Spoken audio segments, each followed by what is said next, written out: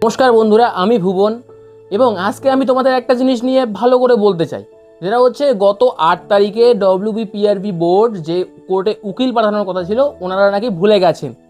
এতটা irresponsible ডব্লিউবিপিআরবি board, যখন চিরঞ্জিত sir সহ আরও কয়েকজন মিলে সমস্ত এমএলএ, এমপি, সিএম সবার কাছেই ডেপুটেশন জমা দিয়েছে যে আমাদের রেজাল্ট কবে দেবে বা ডব্লিউবি পুলিশ কনস্টেবলের রেজাল্ট কবে আসতেছে সেই বিষয়ে আপনারা কোনো একটা তথ্য দিন বা কোনো একটা সুরাহা দিন। সেখান থেকে রিপোর্ট এসেছে 8 তারিখে কেসটা যদি আমাদের উকিল মিটিয়ে নেয় তবে আপনাদের কাছে ডেট ফাইনাল হবে।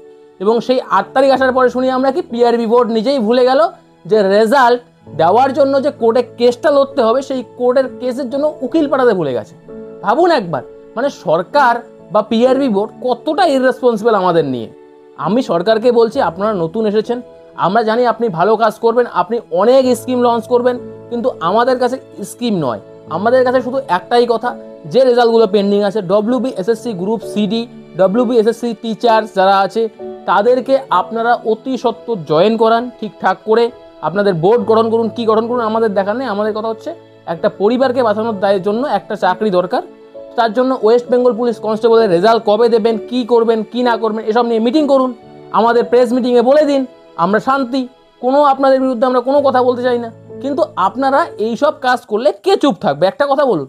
এবার ইউটিউব ফেসবুকে আপনাদের এই প্রমোশন স্কিম নিয়ে লক্ষ্মীর ভাণ্ডার, অন্নপূর্ণা ভাণ্ডার, ওই আপনাদের বাসে যাতায়াত ফ্রি, আপনাদের যুবশক্তি কার্ড, আপনাদের আয়ুষ্মান ভারত, আপনাদের প্রত্যেকটা স্কিম, পিএম কিষাণ, হ্যান ত্যান হাবিজাবি, আপনারা যা আছে সব মিলিয়ে একটা লিস্ট দিয়েছেন যে আপনারা অমুক তারিখে অমুক করবেন, তমুক তারিখে তমুক করছেন। আপনাদের কাছে এত সময়, কিন্তু রেজাল্ট বের করার সময় আপনাদের কাছে সময় নেই, আপনারা ভুলে যান।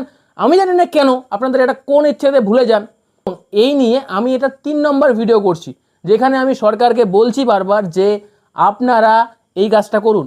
আর ইউটিউব ফেসবুকে যদি বলি, প্রায় ওয়েস্ট বেঙ্গলে 1000 থেকে 2000 ক্রিয়েটার আছে যারা প্রত্যেক দিন ভিডিও বানায়, লক্ষ্মীর ভাণ্ডার, অন্নপূর্ণা ভাণ্ডার, অমুক তমুক, এবং বড় বড় অনেক ক্রিয়েটার আছে এবং অনেক টিচারও আছে যারা কোনোদিন মুখে খোলেনি, বিগত 15 বছরও খোলেনি, এখনও খোলেনি। কারণ তাদের একটাই কথা, কোর্স ব্যাসও ভিউজ নাও। শুধুমাত্র চিরঞ্জিত স্যার বাদ দিয়ে এবং বাকি আর কয়েকজন শিখি অংশ, হাতে গোনা 10-12 জন হবে, বাদ দিয়ে কেউ ওয়েস্ট বেঙ্গলে এই ছাত্রদের কথা ভাবেই না। আর অনেকে নাকি বলে খান স্যারকে জেলে দাও।